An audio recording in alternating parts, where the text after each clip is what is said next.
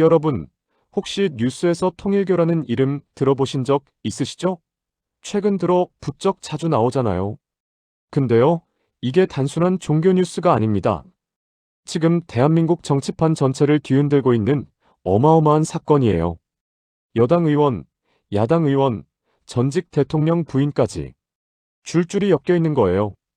2025년 12월 22일 대한민국 국회에서 정말 이례적인 일이 벌어졌습니다. 그동안 서로 날을 세우며 싸우기만 하던 여당과 야당이 한 가지 문제에 대해서만큼은 손을 맞잡은 겁니다. 뭐냐고요? 바로 통일교 특별검사 도입에 합의한 거예요. 그것도 전격적으로요. 도대체 통일교가 뭐길래 여야가 모두 나서서 특검까지 하겠다고 나선 걸까요? 왜 이 문제가 이토록 큰 파장을 일으키고 있는 걸까요? 종교단체 하나가 어떻게 대한민국 정치를 이 지경으로 만들어 놓은 걸까요? 오늘 영상에서는요, 통일교가 어떤 단체인지부터 시작해서 어떻게 우리나라 정치권과 깊은 관계를 맺게 되었는지, 그리고 지금 벌어지고 있는 수사와 재판은 어떻게 진행되고 있는지 싹 정리해 드릴게요. 1억 원 현금 뇌물, 8천만 원짜리 명품백, 집단 입당 사건. 정말 영화보다 더 영화 같은 이야기가 펼쳐집니다. 복잡하고 어려운 내용이지만 최대한 쉽게 풀어서 설명해 드릴 테니까요. 이런 정치 이슈, 앞으로도 쉽고 재밌게 풀어드릴게요. 아직 구독 안 하신 분들은 구독이랑 좋아요 한 번씩만 눌러주세요. 여러분의 좋아요가 저한테 진짜 큰 힘이 됩니다. 자, 그럼 바로 시작할게요. 먼저 통일교가 어떤 단체인지부터 알아보겠습니다. 통일교의 정식 명칭은 세계평화통일가정연합입니다. 1954년 문선명이라는 분이 창설한 종교단체인데요. 처음에는 세계기독교통일신령협회라는 이름으로 시작했습니다.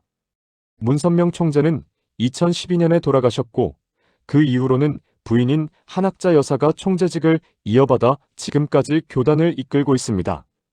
올해 82세이신 한학자 총재는 현재 통일교의 최고 지도자로서 전 세계 신도들의 정신적 지주 역할을 하고 있죠. 통일교는 전 세계적으로 상당한 규모를 자랑합니다. 공식적으로는 전 세계 190여 개국에 수백만 명의 신도가 있다고 주장하고 있고요. 우리나라에도 상당수의 신자가 있는 것으로 알려져 있습니다. 그런데 통일교가 단순한 종교단체만은 아닙니다. 이 교단은 엄청난 사업체들을 거느리고 있어요. 언론사인 세계일보, 식품회사 1화, 건설회사, 여행사 등 다양한 분야에 진출해 있습니다. 한때는 미국의 워싱턴 타임스도 소유했었고, 지금도 전 세계에 걸쳐 방대한 사업 네트워크를 가지고 있죠. 특히 통일교가 오랫동안 추진해온 사업 중 하나가 바로 한일 해저터널 사업입니다. 한국과 일본을 해저터널로 연결하겠다는 이 원대한 계획은 통일교의 수건 사업이었는데요. 이 사업을 추진하기 위해 정치권에 적극적으로 접근했다는 의혹이 지금 수사의 핵심이 되고 있습니다. 자, 이제 본격적으로 문제의 핵심으로 들어가 보겠습니다. 정교유착이라는 말 많이 들어보셨을 겁니다. 정치와 종교가 서로 결탁한다는 뜻인데요. 우리 헌법은 정교분리 원칙을 명시하고 있습니다. 즉, 종교와 정치는 분리되어야 하고 특정 종교가 정치에 개입해서는 안 된다는 것이죠. 그런데 통일교와 윤석열 정권 사이에 이 원칙이 무너졌다는 의혹이 제기된 것입니다. 이야기는 2022년으로 거슬러 올라갑니다. 당시 윤석열 후보가 대통령 선거에 출마했을 때 통일교 측에서 상당한 지원을 했다는 정황이 드러났습니다. 윤영호라는 인물이 있습니다. 이 사람은 당시 통일교 세계본부장이었는데요. 한학자 총재 바로 밑에서 교단의 실질적인 업무를 총괄하던 핵심 인물이었습니다. 그런데 이 윤영호 전 본부장이 김건희 특검 수사 과정에서 충격적인 진술을 했습니다. 그의 진술에 따르면 통일교는 2022년 대선을 앞두고 윤석열 후보 측에 조직적인 지원을 했다고 합니다.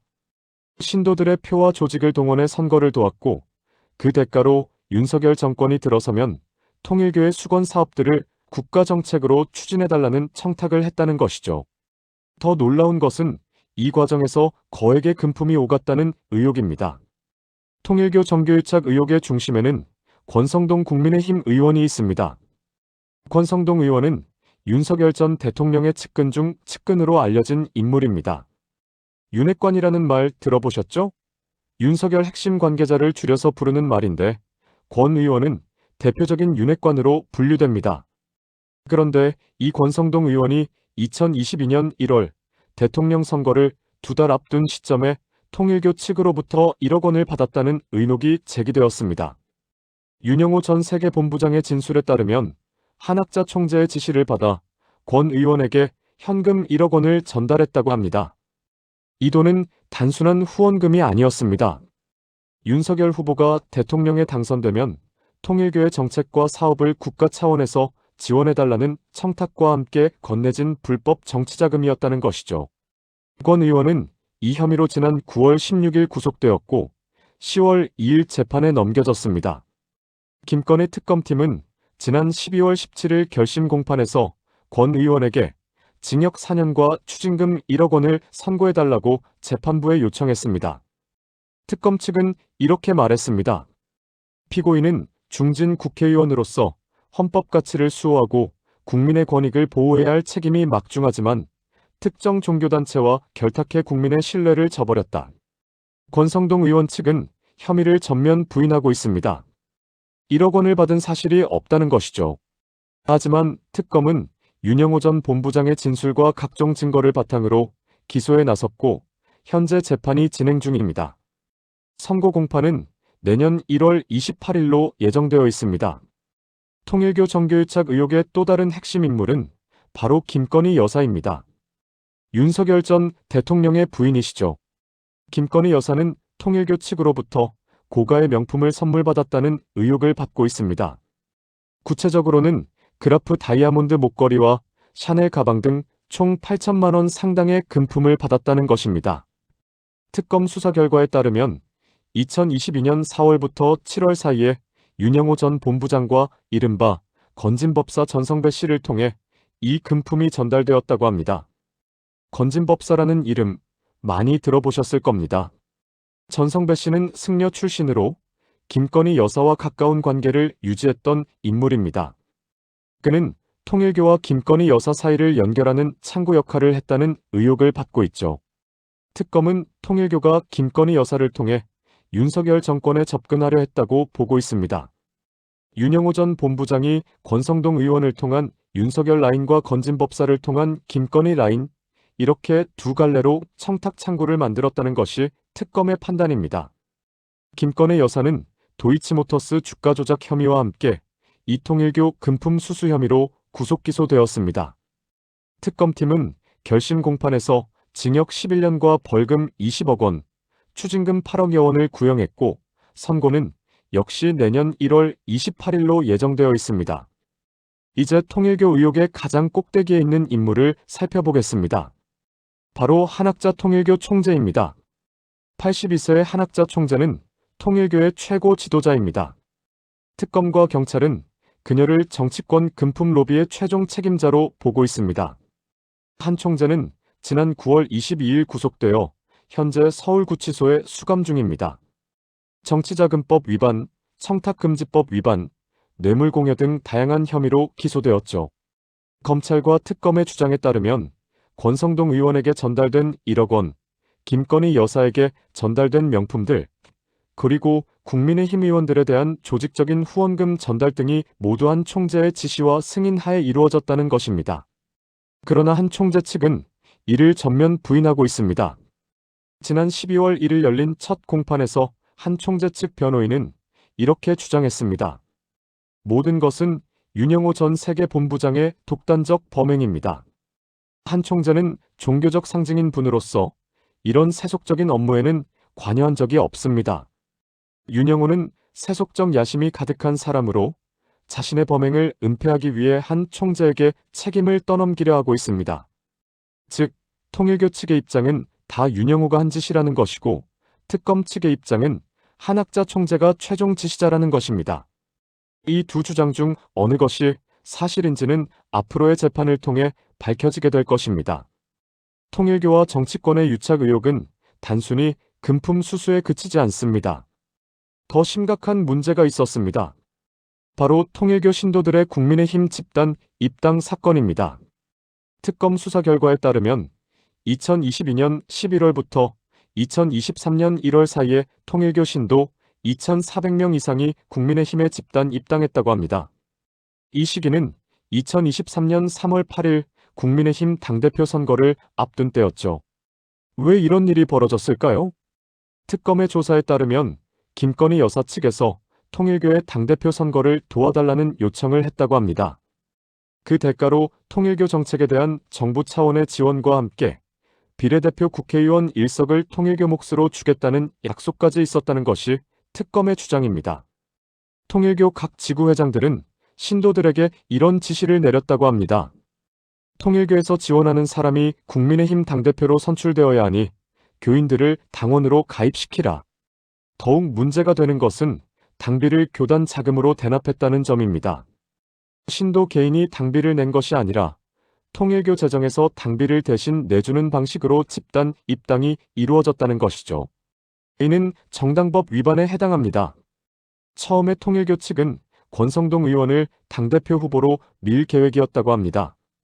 그런데 2023년 1월 5일 권 의원이 불출마를 선언하자 지원 대상을 김기현 의원으로 바꿨다는 것이 특검의 조사 결과입니다. 이로 인해 김건희 여사와 한학자 총재, 윤영호 전 본부장, 건진법사 전성배 씨 등이 정당법 위반 혐의로 추가 기소되었습니다. 통일교 의혹은 야당인 국민의힘만의 문제가 아닙니다. 여당인 더불어민주당 소속 인사들도 의혹에서 자유롭지 못합니다. 대표적인 인물이 전재수 전 해양수산부 장관입니다. 전재수 의원은 더불어민주당 소속으로 문재인 정부 시절 해양수산부 장관을 지냈습니다. 그런데 경찰 수사 결과 전 의원이 2018년 무렵 통일교 측으로부터 현금 2천만 원과 1천만 원 상당의 명품 시계를 받았다는 의혹이 제기되었습니다. 통일교의 수건 사업인 한일 해저터널과 관련한 청탁과 함께 이 금품이 전달되었다는 것이죠. 전 의원은 12월 19일 경찰에 피의자 신분으로 출석해 11시간이 넘는 조사를 받았습니다. 그는 출석하면서 이렇게 말했습니다. 통일교로부터 그 어떤 불법적인 금품 수수가 결단코 없었다는 것을 분명히 말씀드립니다. 또한 전 의원은 한일 해저터널은 일본이 백이라는 이익을 보면 부산은 고스란히 손해를 보는 구조라며 이에 반대한 것은 정치적 신념이라고 밝혔습니다. 즉, 자신은 오히려 한일 해저터널에 반대하는 입장이었다는 것이죠. 그러나 경찰은 전 의원이 2018년 천정궁통일교 본산을 방문해 한학자 총재를 만났다는 진술을 확보한 것으로 알려졌습니다. 또한 전 의원이 2018년 통일교가 설립한 세계평화국회의원연합 IAPP의 해저터널 관련 행사에 참석하고 최근인 지난 10월에도 통일교가 설립한 해저터널 관련 포럼과 교류를 이어간 정황도 확인되었습니다. 이 외에도 임종성 전 더불어민주당 의원, 김규환 전 미래통합당 의원 등이 통일교로부터 금품을 받았다는 의혹을 받고 있습니다. 경찰은 이들에 대해서도 순차적으로 조사를 진행할 예정입니다. 이제 현재 진행 중인 수사 상황을 살펴보겠습니다. 경찰청 국가수사본부는 특별전담 수사팀을 구성해 통일교 정치권 로비 의혹을 수사하고 있습니다.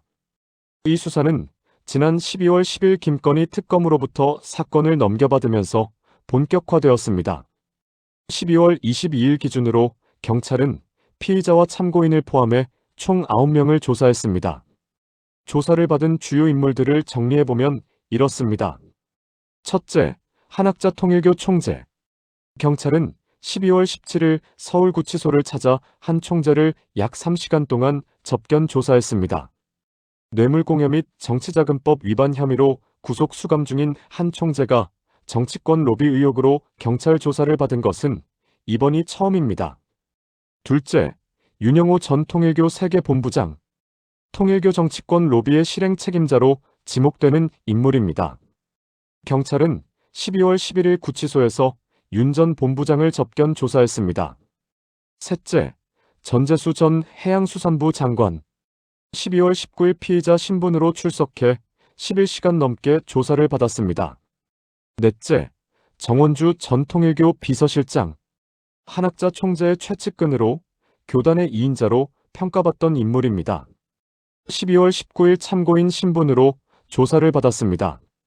다섯째, 한 총재의 개인 금고를 관리해온 인물도 조사를 받았습니다. 경찰은 앞으로 통일교 세계본부 전 총무처장, 본부 재정국장 등 회계 및 재정 책임자들을 순차적으로 소환해 조사할 예정입니다. 교단 자금의 실제 지출 명목과 정치권에 흘러간 돈의 경로를 추적하는 데 수사력을 집중하고 있습니다. 특히 경찰이 주목하는 것은 공소시효 문제입니다. 정치자금법 위반 혐의의 공소시효는 7년입니다. 만약 금품 제공 시점이 2018년이라면 올해 말이면 공소시효가 만료됩니다. 그래서 경찰은 연말까지 최대한 신속하게 수사를 진행하고 있는 것이죠. 다만 뇌물죄의 특정 범죄 가중처벌법이 적용되면 공소시효가 15년으로 늘어납니다. 혐의를 어떻게 적용하느냐에 따라 시효 문제가 달라질 수 있는 상황입니다. 경찰은 12월 15일부터 대대적인 압수수색에 착수했습니다. 동시다발적으로 10곳에 대한 압수수색이 이루어졌는데요. 주요 장소를 살펴보겠습니다. 첫째, 경기도 가평군에 있는 천정궁. 이곳은 통일교의 본산이자 성지로 불리는 곳입니다. 한학자 총재가 거주하던 곳이기도 합니다. 경찰은 이곳에서 2018년 이후 천정궁을 방문한 유력 인사들의 출입 내역과 회계 자료 등을 확보한 것으로 알려졌습니다. 특히 경찰은 통일교 측이 작성한 국회의원 10명의 이름이 적힌 후원 명단을 확보했다고 합니다. 이 명단에 어떤 의원들의 이름이 올라 있는지가 앞으로의 수사에서 중요한 관건이 될 것으로 보입니다. 둘째, 서울 용산구 청파동에 있는 통일교 한국본부. 이곳에서도 각종 회계 자료와 문서가 압수되었습니다. 셋째, 서울구치소 내 한학자 총재와 윤영호 전 본부장의 수용실. 구치소 내부까지 압수수색이 이루어진 것입니다. 넷째, 전재수 전 장관의 부산 지역구 사무실, 주거지, 세종시 장관 집무실 등. 경찰은 이곳에서 전 장관의 휴대전화, 컴퓨터, 복수의 통일교 관련 행사 초청장 등을 확보했습니다. 다만 의혹의 핵심인 명품 시계 실물은 발견되지 않았다고 합니다. 다섯째, 국회의원회관 내 전재수 의원 사무실. 국회 내부까지 압수수색이 이루어진 것은 이번 사건의 심각성을 보여줍니다. 경찰은 약 15시간 40분에 걸쳐 압수수색을 진행했고 확보한 자료를 바탕으로 정치권 로비에 사용된 자금의 흐름을 추적하고 있습니다. 이제 오늘 이야기의 핵심인 12월 22일로 돌아가 보겠습니다. 이날 아침 더불어민주당 정청래 대표는 최고위원회의에서 깜짝 발표를 했습니다. 통일교 특검 못 받을 것도 없습니다. 국민의힘 연루자 모두를 포함해 진실을 명명백백하게 밝히는 것도 좋다고 생각합니다. 이 발언은 정치권에 큰 파장을 일으켰습니다. 왜냐하면 그 전날까지만 해도 민주당은 통일교 특검에 대해 현 단계에서는 수용할 상황이 아니다. 일고의 가치도 없다며 부정적인 입장을 보여왔기 때문입니다. 그런데 왜 갑자기 태도를 바꾼 걸까요? 여러 가지 이유가 있습니다. 첫째, 여론의 압박입니다. 한국갤럽이 12월 16일부터 18일까지 조사한 결과 민주당 지지층의 67%가 통일교 특검 도입에 찬성한다고 답했습니다. 자기 당 지지자들도 특검을 원하고 있으니 무작정 거부하기 어려워진 것이죠. 둘째, 이재명 대통령의 지지율 하락입니다. 같은 조사에서 이재명 대통령의 지지율이 2주 연속 하락한 55%를 기록했습니다. 지지율이 떨어지는 상황에서 야당의 공세에 계속 방어만 하기보다는 오히려 공세로 전환하는 것이 낫다고 판단한 것으로 보입니다. 셋째, 주도권 확보입니다. 국민의힘과 개혁신당이 통일교 특검을 주도하게 놔두면 계속해서 끌려다니는 형국이 됩니다. 차라리 먼저 수용하고 여야 모든 의원을 대상으로 하자고 제안함으로써 주도권을 가져오겠다는 전략입니다. 김병기 민주당 원내대표도 이날 이렇게 말했습니다. 여야 정치인 누구도 예외 없이 모두 포함해서 특검할 것을 제안합니다. 지난 대선에서 통일교가 정치에 어떻게 개입했는지도 한번 밝혀봅시다. 민주당의 전격 수용에 국민의힘도 화답했습니다. 송원석 국민의힘 원내대표는 민주당이 특검을 바로 수용한다니까 만나서 진행하자고 말했습니다. 이날 오후 여야 원내대표 회동이 열렸습니다. 김병기 민주당 원내대표와 송원석 국민의힘 원내대표가 국회에서 만나 통일교 특검 추진 방안을 논의했습니다. 회동 결과 여야는 각자 특검법안을 발의한 후 협상을 통해 합의안을 만들기로 했습니다. 국민의힘 김은혜 원내수석부 대표는 내일 23일이라도 법안을 발의할 수 있다며 이른 시일 안에 민주당과 협의 절차가 마무리되길 바란다고 밝혔습니다. 여야가 통일교 특검 도입에 합의했다고 해서 모든 것이 순탄하게 진행되는 것은 아닙니다. 가장 큰 쟁점이 남아 있습니다. 바로 특검 추천권 문제입니다. 특별검사를 누가 추천하느냐에 따라 수사의 방향이 달라질 수 있기 때문에 이 문제는 매우 민감합니다. 국민의힘과 개혁신당의 입장은 제3자 추천입니다. 대법원이나 법원행정처에서 특검 후보 2명을 추천하고 그중 1명을 대통령이 임명하는 방식이죠. 정치권이 아닌 사법부에서 추천하니 보다 중립적인 특검이 가능하다는 논리입니다. 반면 민주당은 이 방식에 대해 유보적인 입장입니다. 왜냐하면 현재 대법원장은 조희대 대법원장인데 민주당은 그가 윤석열 전 대통령에 의해 임명된 인물이라고 보기 때문입니다. 민주당이 현재 내란전담재판부법 등 각종 사법개혁안을 추진하는 상황에서 조희대 대법원장에게 특검 추천권을 주는 것은 받아들이기 어렵다는 입장입니다. 민주당 측 관계자는 특검 추천 주체에 대해서는 야당과의 협의 과정에서 결정될 문제라며 신중한 태도를 보였습니다. 이 문제가 어떻게 해결되느냐에 따라 특검법의 최종 모습이 결정될 것입니다. 협상이 결렬되면 여야 각자가 자기 버전의 특검법안을 밀어붙이는 상황이 될 수도 있습니다. 개혁신당 천하람 원내대표는 이렇게 말했습니다. 개혁신당이 책임지고 민주당이나 국민의힘에 정치적으로 편향된 부분은 완전히 없앤 정치적으로 공정한 통일교 특검을 완성하겠습니다. 과연 여야가 합의점을 찾을 수 있을지 앞으로의 협상 과정을 지켜봐야 할 것입니다. 통일교 특검만으로 끝이 아닙니다. 민주당은 같은 날 2차 종합특검법도 발의했습니다. 현재 진행 중인 3대 특검 내란 특검, 김건희 특검, 최혜병 특검이 있는데 이 특검들이 수사하지 못한 미진한 부분을 추가로 수사하겠다는 취지입니다. 민주당 입장에서는 통일교 특검을 수용하면서 동시에 2차 종합특검을 추진함으로써 야당의 선택적 특검이라는 비판을 피할 수 있게 되었습니다. 만약 통일교 특검과 2차 종합특검이 모두 진행된다면 내년에 있을 6월 3일 지방선거는 특검 수사 한복판에서 치러지게 됩니다. 정치권 전체가 특검 전국에 휘말리게 되는 셈이죠. 국민의힘 측은 민주당의 이런 행보에 대해 경계심을 표하고 있습니다. 송원석 원내대표는 민주당이 권력을 쥐고 있기 때문에 자기들이 특검하겠다고 하면서 사실상 또다시 야당을 탄압하는 특검만 하겠다고 생각한다면 국민들이 용납하지 않을 것이라고 경고했습니다. 현재 통일교 관련 재판은 여러 건이 동시에 진행되고 있습니다. 그리고 이 재판들의 1심 선고가 내년 1월 28일에 집중되어 있습니다. 이날 선고가 예정된 사건들을 정리해 보겠습니다. 오후 2시 10분 김건희 여사의 자본시장법 위반, 정치자금법 위반, 특정범죄가중처벌법상 알선수재 혐의 사건 선고. 오후 3시 윤영호 전 통일교 세계본부장의 정치자금법 위반, 청탁금지법 위반 혐의 사건 선고. 같은 시간 권성동 국민의힘 의원의 정치자금법 위반 혐의 사건 선고. 한학자 통일교 총재의 선고 일정은 아직 확정되지 않았지만 비슷한 시기에 진행될 것으로 예상됩니다. 1월 28일, 이 하루가 대한민국 정치사에 어떤 영향을 미칠지 주목됩니다.